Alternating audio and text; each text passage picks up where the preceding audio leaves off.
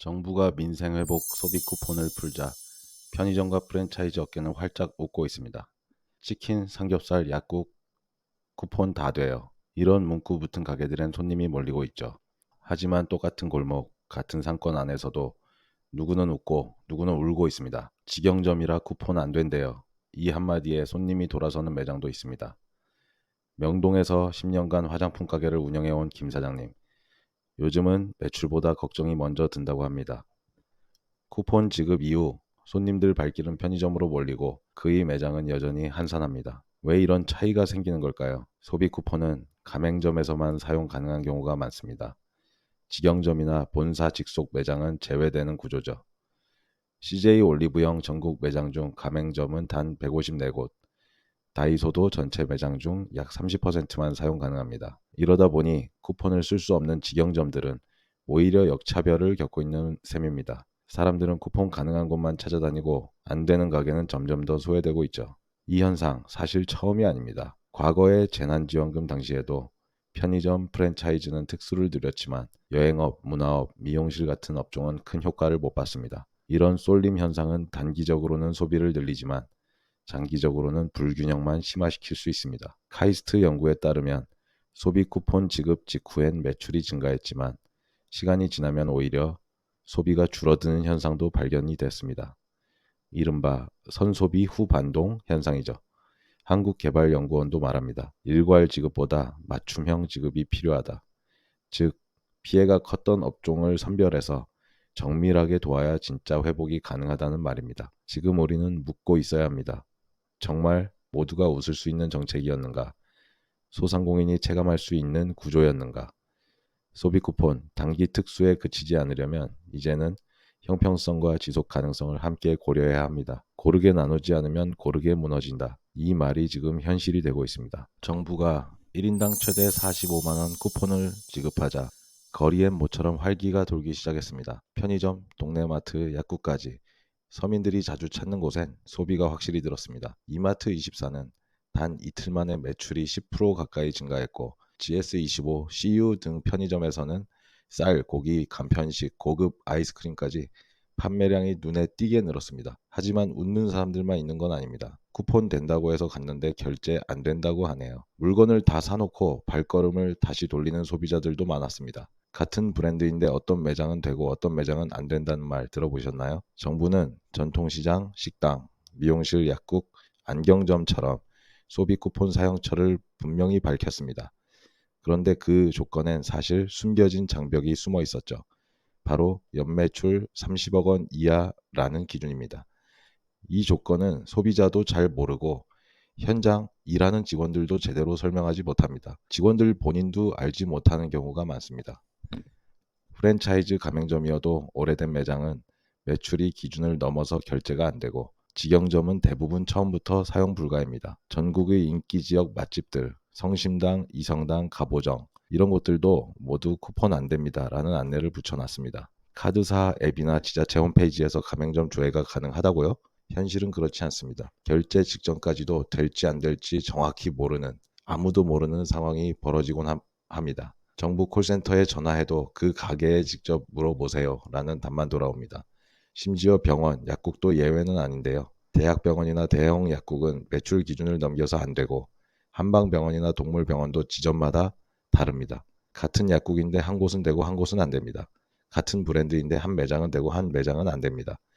이런 기준의 모호함은 결국 국민의 불신과 불편으로 이어집니다. 소비 진작은 좋습니다. 하지만 명확하지 않은 기준은 혼란만 부추기고 있습니다. 이미 전체 국민의 절반 가까이 2천만 명 이상이 쿠폰을 신청했습니다. 이제 막 소비가 본격화되고 시작되었는데 이대로 가면 불공정하다는 말은 더 커질 수밖에 없습니다. 정부는 골목 상권을 살리고자 쿠폰을 만들었지만 현장에서는 오히려 혼란이 커지고 있습니다. 소비자는 기대했고 현장은 준비를 했지만 제도는 아직 정리되지 않았습니다. 앞으로는 쿠폰도 기준도 설명도 같은 말이 나와야 하지 않을까요? 누구는 되고 누구는 안 되는 정책, 그게 진짜 회복일 수 있을까요? 민생회복 소비 쿠폰 받았어요. 기초생활수급자에게도 최대 43만 원이 선불카드로 지급됐습니다. 그런데 카드 한 장 사진이 온라인을 뜨겁게 달궜습니다. 쪽팔리게 왜 금액을 카드 위에 써놓는지 대체 이해가 안 가네요. 라고 하는 그분의 말씀이 있었습니다. 이게 자세히 보니까 카드 오른쪽 상단에 43만 원이라는 숫자, 바로 이 금액이 문제였습니다. 누구나 보면 이 사람은 기초수급자구나, 그렇게 짐작할 수 있는 거죠. 받는 사람 입장에선 자존감이 무너지는 순간입니다. 한 누리꾼은 말합니다. 이미 바닥인 자존감, 정부 지급 카드로 또 찍어 누른다. 실제로 선불 카드는 금액에 따라 받는 사람의 계층이 드러납니다. 일반 국민은 보통 15만 원, 한부모 가정은 30만 원, 기초생활수급자는 40만 원. 즉 카드에 적힌 숫자 하나로 누군가는 사회적 약자인 기초생활수급자 또는 한부모 가정이라는 낙인을 쓰게 되는 겁니다. 왜 적어놔요? 거지 인증 카드도 아니고. 과거 학교에서 급식비 못 낸 애들 명단 부르던 감정을 똑같이 느끼고 있습니다. 온라인 커뮤니티에선 비판이 줄을 이었습니다. 하지만 반대 의견도 있습니다. 금액이 써 있어야 공무원들이 빠르게 업무 처리가 가능하죠. 재난지원금 때 금액 적힌 카드 많았는데요. 생각보다 사람들 카드에 뭐 써 있는지 신경 쓰지도 않아요. 이런 의견들이 있었어요. 물론 지자체 입장에선 혼선 없이 카드를 배부하려고 미리 금액대별로 카드 충전하고 난 뒤에 배포한 걸로 알려졌습니다. 하지만 우리는 생각을 해봐야 됩니다. 누군가에겐 단순한 숫자지만 또 다른 누군가에겐 상처가 될 수 있다는 사실. 사회적 약자를 위한 정책이라면 그 마음도 한 번 더 배려해야 했지 않을까요? 43만 원보다 더 무거운 감정의 무게까지도 말입니다. 민생회복 소비 쿠폰. 힘든 서민들을 위한 정부의 지원금입니다. 그런데 요즘 이상한 일이 벌어지고 있습니다. 결제는 쿠폰으로 하고 환불은 현금으로. 가뜩이나 힘든 소상공인들에게 지금 이른바 변종깡 고객들에 시달리고 있습니다. 예를 들면 이런 방식입니다. 음식을 시켜놓고 먹고 난 다음에 우리 아이 한 입 먹고 토했다니까요. 머리카락이 음식에서 나왔어요. 환불해 주세요. 음식을 먹고 남편이 아파요. 3만 원 계좌로 보내주세요. 이게 진짜 피해일까요? 아니면 쿠폰을 현금화하려는 편법, 악의적 수법일까요? 자영업자 A씨는 말합니다. 음식 배달 완료 후 바로 환불 요구가 들어왔습니다. 고객은 민생지원금으로 4만 원 이상 결제하고 아이가 토를 했다며 전액 환불을 요구했습니다. 그 후엔 남편 병원비로 3만 원을 더 보내달라라고 했다고 합니다. 자영업자 A씨는 결국 현금으로 음식값과 병원비까지 송금해줬습니다. 그리고 말합니다. 민생지원금 깡 아닌가요? 다른 사장님들 조심하세요. 비슷한 사례는 또 나왔습니다. 인천에 사시는 B씨는 말합니다. 손님이 음식에서 머리카락 나왔다고 환불 요구했어요. 사진을 요청하자 카메라가 고장나서 찍을 수가 없다. 이렇게 말했다고 합니다. 환불을 안 해주면 식약처에 고발하겠다고 협박을 받았다고 합니다. 미용실을 운영하는 C씨도 비슷한 피해를 입었는데요. 속눈썹 펌이 마음에 안 든다고 환불을 해달래요. 제 시술이나 복구는 거부하고 그냥 계좌로 전액 환불해달라고만 계속 그랬다고 합니다. 결국 자영업자는 손해를 떠안고 손님은 민생지원금을 현금으로 환급받은 셈이죠. 자영업자들 사이에선 지금 환불 사기 공포가 퍼지고 있습니다. 심지어 이건 불법일 수도 있습니다. 민생소비 쿠폰은 원칙적으로 쿠폰 잔액으로만 환불이 가능합니다. 개인 계좌로 돈을 돌려받는 건 지원금 부정수급, 즉 보조금법 위반이 될 수 있습니다. 소비자도 처벌 대상이 될 수 있고 사업자도 가짜 거래로 간주되면 3년 이하의 징역 또는 2천만 원 이하의 벌금까지 받을 수 있습니다. 정부는 현재 중고거래 사이트, 자영업 현장 단속을 강화하고 있습니다. 정부가 준 돈, 진짜 필요한 사람들에게 가야 하지 않을까요? 도움이 되라고 준 돈인데 남 이용하는 수단이 되면 절대로 안 됩니다. 민생지원금 25만 원이요? 저는 15만 원 받았어요. 왜요? 상위 10%라서요. 요즘 지원금 액수 보고 깜짝 놀라는 사람들이 많습니다. 내가 왜 상위 10%지? 바로 민생회복지원금 선별 기준이 논란의 중심에 섰습니다. 정부는 이번에도 건강보험료를 기준으로 상위 10%를 걸러냈습니다. 하지만 코로나19 재난지원금 때도 똑같은 논란이 있었는데요. 당시 이의 신청만 46만 건, 기준이 모호하다는 이유로 일단 이의 신청부터 하자라는 말이 돌았고 결국 실제로는 88%가 아닌 90%에게 지급됐습니다. 이번에도 똑같습니다. 맞벌이 부부 중 한 명은 직장 가입자, 다른 한 명은 지역 가입자라면 소득과 자산이 뒤섞여 누가 상위 10%인지 본인도 모릅니다. 나는 진짜 10%가 아닌데 왜 적게 받아야 하죠? 이런 불만과 혼란이 곳곳에서 벌써 터지고 있습니다. 실제 지급 구조를 보면 이렇게 됩니다. 기초생활수급자 50만 원, 차상위 계층 40만 원, 일반 국민은 25만 원, 그 중에 상위 10%는 15만 원밖에 못 받습니다. 즉 기준 하나로 사람을 나누고 지급액을 나누고 불만을 키우는 셈이죠. 전문가들은 말합니다. 이런 논란 이번이 처음이 아니다. 2018년 아동수당도 처음엔 90%만 주려다 상위 10% 가리는 데만 1,000억 원의 행정비용이 들어서 결국 전국민 지급으로 변경된 바가 있었습니다. 차라리 세금으로 환수하자. 이런 방식도 거론이 됩니다. 모두에게 똑같이 지급하고 연말정산 때 고소득자는 세금으로 일부 환수하는 이런 방식도 있는데 이게 더 공정하다는 분석도 있지만 줬다 뺏는 건 국민 입장에서 더 불편하다. 행정 비용도 들어갈 수밖에 없다. 결국 지금 필요한 건 혼란이 없는 시스템입니다. 국민이 고개를 갸웃거리면서 내가 왜 대체 왜라고 묻지 않게 기준은 투명해야 하고 절차는 공정해야 합니다. 지원은 도움이 되어야지 논란이 되어서는 안 됩니다.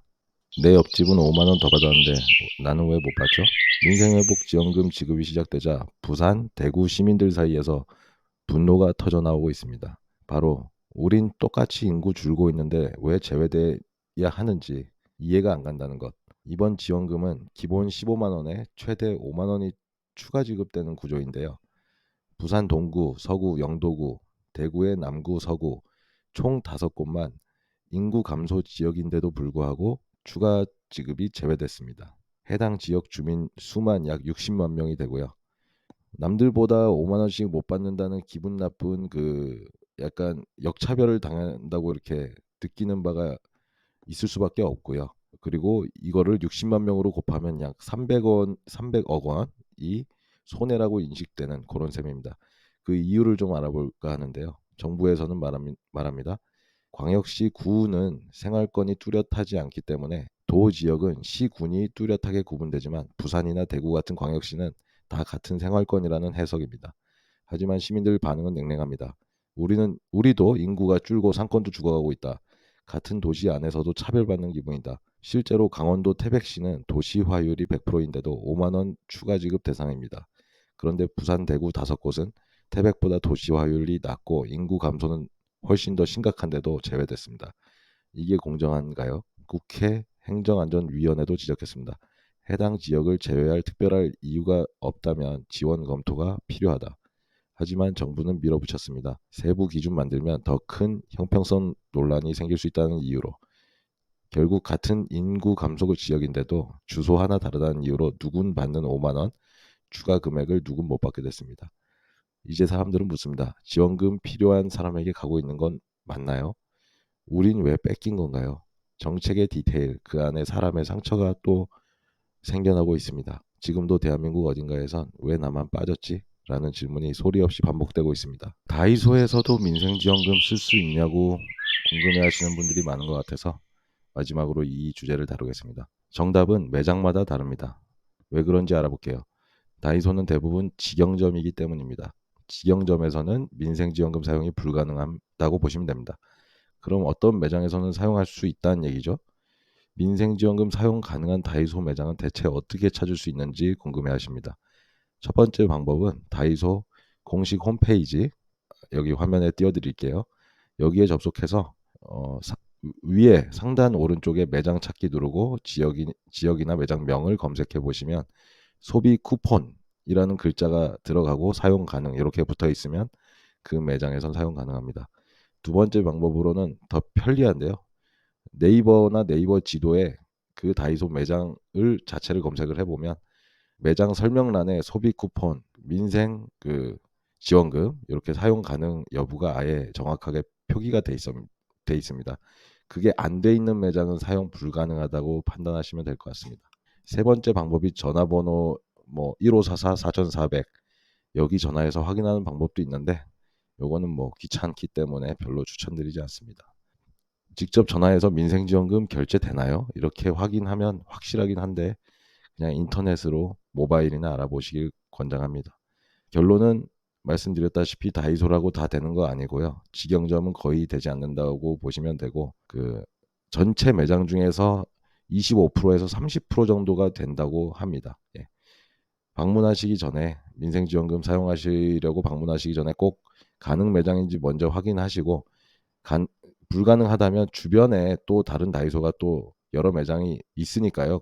다른 매장을 대체로 검색을 하셔가지고 방문 구매하시면 될 것 같습니다. 네, 오늘은 민생지원금 지급 일주일이 지나간 시점에서 나오는 말들에 대한 주제로 한번 다뤄보았고요. 다음 시간에 또 다른 주제, 유익한 주제로 찾아뵙겠습니다. 좋아요 한번 부탁드릴게요. 구독도 부탁드리겠습니다. 감사합니다.